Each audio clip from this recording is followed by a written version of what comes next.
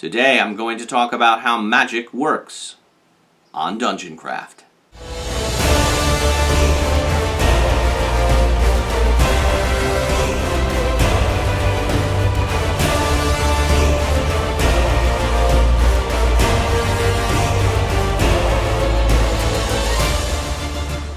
Welcome to DungeonCraft. I am Professor DungeonMaster, and today we're going to be talking about the D&D magic system. One of my subscribers, Darian Smart, writes, "Hey Professor, how do you handle overpowered player characters?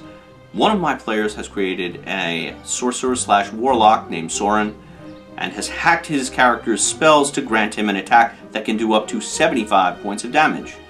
He followed the 5E rules to the letter to achieve this.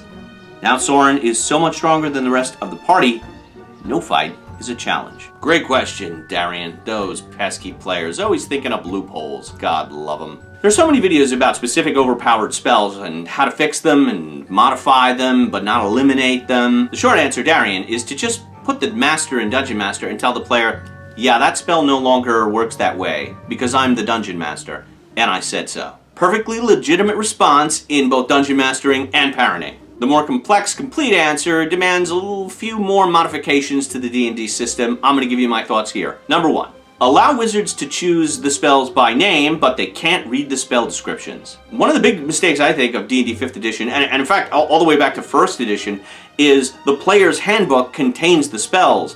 That information should be in the Dungeon Master's guide. That would make spells mysterious because only the Dungeon Master really knows what their limitations are. Explain to your players that the description they read in the player's handbook is how the average spell of that type works under optimal circumstances, but to really understand how it works, they have to cast it first. I mean, we're dealing with a time that doesn't have mass-produced books, right? There's no printing presses, so every spell book, every spell, would have to be copied meticulously by hand and possibly translated in through multiple languages.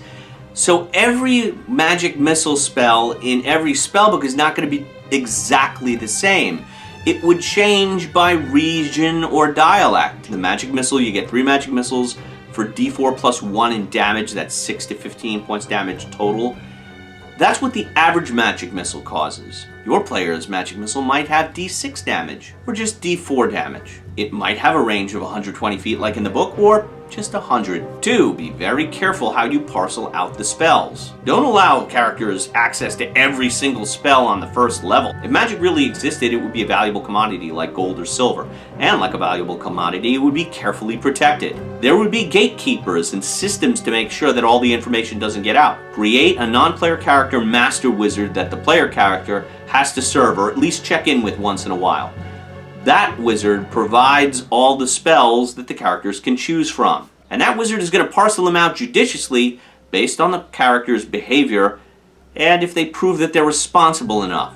So the wizard might say, okay, you're okay for shield and mage armor, but I don't know about burning hands. I don't know if I want you playing with fire yet. And this way you can limit the spells they have access to. That master wizard is going to make the characters do all sorts of tasks, both menial and dangerous, in order to get that forbidden arcane knowledge. Feel free to make them shine the wizard's boots, alphabetize their scrolls, shave their back, go back and search the Dungeon of the Lurking Doom because the wizard lost his keys there. Kind of like a wizard internship. This provides your wizard characters with a great incentive to go on quests. 1, the master wizard could just order them to go. 2, any rumor of a scroll or an ancient tome lost in a dungeon is enough to get the player characters to seek out that dungeon and risk their lives, which is what the game's about. 3, create magical colleges. If admitted, characters get all the spells on their spell list for their level. But the admission process is very difficult. It requires a number of quests and, lots of tuition money. I mean, colleges aren't giving away their knowledge for free. We professors have to eat. And you probably have to get letters of recommendation, and access would be predicated based on alignment. Why would they let a chaotic evil character into their library to learn fireball spells just to burn the library down? Evil wizards would have their own evil colleges, like Yale, requiring the wizards to perform all sorts of dark deeds and heinous acts in exchange for forbidden knowledge. 4, ditch the spellbook idea and make the wizards have to get their spells tattooed on their skin. This would require magically trained tattoo artists. It might cost hundreds or thousands of gold pieces to get a high-level spell tattooed on your skin. The more powerful the wizard, the more tattoos they have, and the more recognizable they are to people from enemy colleges. Maybe your world's major religion sees magic as a threat. And they had witch hunts and inquisitions. And there were witch hunters trying to kill wizards at every turn. Oh, and now a wizard's pristine corpse becomes a valuable treasure for other aspiring wizards.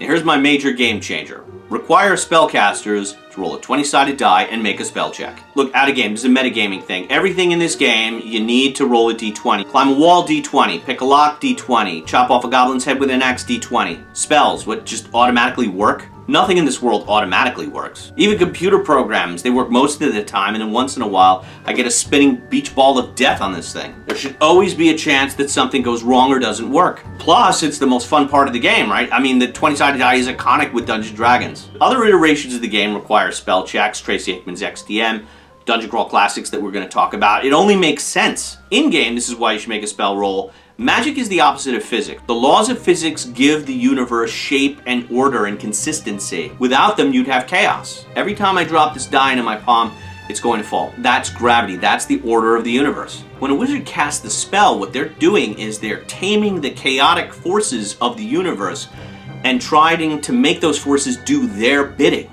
What is a levitation spell but the reverse of gravity? And those forces aren't going to be like being bossed around, and that's why a wizard should have to make a spell roll. There should always be a chance that magic gets out of control. That's what the story of the Sorcerer's Apprentice is about. I take this idea from Tracy Hickman's XDM Extreme Dungeon Mastery. 1. The Dungeon Master assigns a spell a difficulty rating, and you try to hit that target or above on a 20-sided die. If you fail, the spell fizzles out. If you're successful, you go to step 2, rolling the 20-sided die again, to seeing how successful the spell was. The DM bases the difficulty rating on the circumstances. How high level is the wizard? How low level is the spell? Is the wizard under any duress? A low level spell like a cantrip, even cast by a first level wizard, not under any kind of stress, might be only a 2 on a 20-sided die. But if a first level wizard is being charged by orcs and wants to cast a sleep spell, the Dungeon Master might say, okay, it's a 10 or a 12. I allow wizards to use their intelligence bonus when they're casting spells, just like a fighter uses strength to adjust their combat rolls.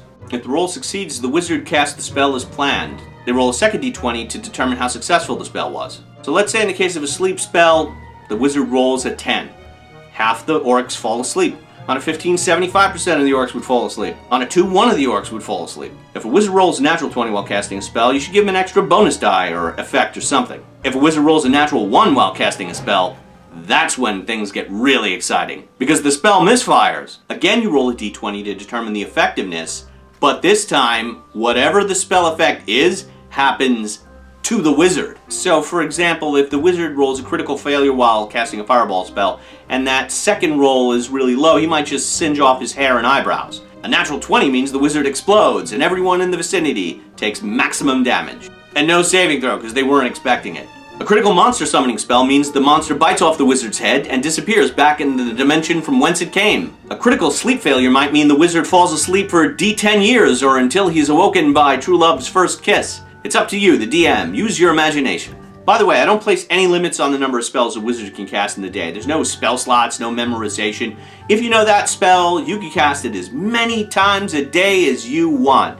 Just don't roll a 1. Gandalf never says, oh, I don't have any more spells in my head. My skull ran out of RAM. Look, if a fighter can swing a sword unlimited times a day for D8 plus whatever strength and damage, why can't a wizard cast a magic missile every single round? The drawback is, if they roll a 1, they can magic missile off their own head. Think this makes wizards too powerful? To the contrary, it makes magic terrifying. Wizards become reluctant to cast spells unless it's absolutely necessary. Now Soren is going to be regulating himself, and if he doesn't, the other player characters are going to do it. In most games, the player characters huddle around the wizard like a quarterback. But in my games, when a wizard announces they're going to cast a really powerful spell like Lightning Bolt or Fireball, all the player characters spread as far away from that wizard as they can. Spellcasting is like playing with plutonium. My favorite technique for keeping the wizard in check is just repeating what they want to do back to them. Like, alright, so you want to cast Flame Arrow in a sewer system where there might be methane pockets.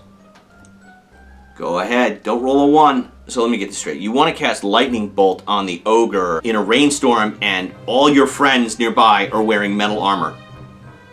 Go ahead, don't roll a 1. One of the funniest moments in any of my games ever is when a wizard tried to shrink a goblin with a reduce spell and instead rolled a critical failure and turned it ogre-sized. Darian, imagine the hilarity that's going to ensue when Soren casts Acid Splash and gets a critical failure and burns off his own face. And now he's got to wear an iron mask for the rest of his life because he's hideously disfigured. Or his mirror image comes to life and tries to murder him and take his place. Or he blinks himself out of existence. Wizards make a Faustian bargain. They get all this power in exchange for a brief but memorable life. Dungeon Crawl Classics is another iteration of D&D that I enjoy, and they have a critical failure chart all their own. Characters who get a critical failure while spellcasting are subject to corruption. A minor corruption might be boils on the skin. A major corruption is they grow a tentacle, or they grow a face on their back. I take this idea and allow players to accumulate corruption points. Every time a character fails to cast a spell with a 1, they gain a corruption point. As the corruption points mount, they get random mutations, each one successively worse, as their body and mind degenerate.